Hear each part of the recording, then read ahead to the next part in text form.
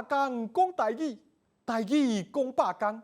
各位观众朋友，大家好，我是阿信老师，欢迎大家收看今仔日的百工讲台语。今仔日啊，咱要甲大家紹介的主題就是寵物講台語。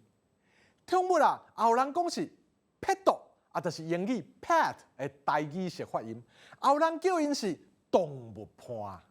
在過去的農業時代啊，人類定定來飼一寡動物來鬥做食、鬥拍啦。這個習慣啊，延續到今啊，咱啊嘛不定會佇厝裡飼動物。不過啊，這時動物的功能已經轉變做陪伴為主了。因啊已經變做是厝裡真重要的成員。那安尼啊，若是咱要買這寵物的飼料，還是要帶寵物去看病，要安怎用台語講咧？今仔日百工講台語啊，就要來和大家做伙來分享。即馬飼寵物的人愈來愈多，飼的動物種類啊嘛愈來愈多款啊。除了定有人飼的狗啊啦、貓啊以外，親像啊鸚哥、兔啊、龜、魚啊，也攏是真濟人飼寵物的選擇哦。在現代社會啊，問人恁厝裡有飼寵物無？嘛變做是一個會當開講的話題啊！啊，若要回應這個問題啦，咱要安怎應呢？咱啊，定會當應講啊，阮兜有飼一隻鸚哥和兩隻貓啊。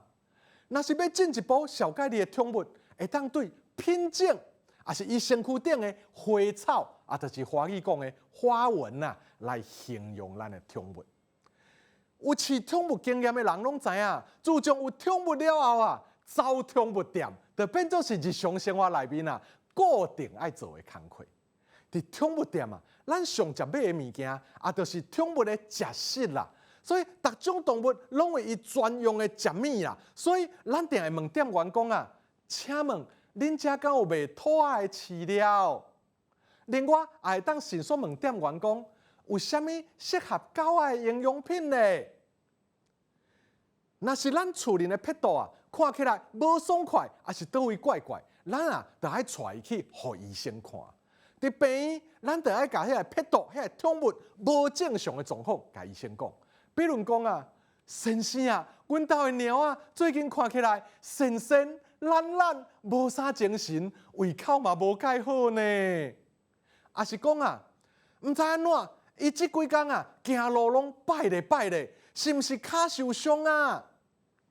動物啊，袂講話，咱啊平常時就愛加較注意，若有啥物各樣啊，就是無正常的所在啦，咱就愛緊帶去互醫生看，才袂愈來愈嚴重哦。上尾啊，咱來複習今仔日的句型。恁厝裡有飼寵物無？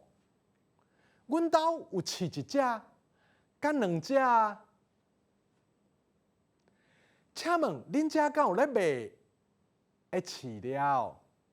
伊最近看起來神神懶懶，無啥精神，胃口啊嘛無介好。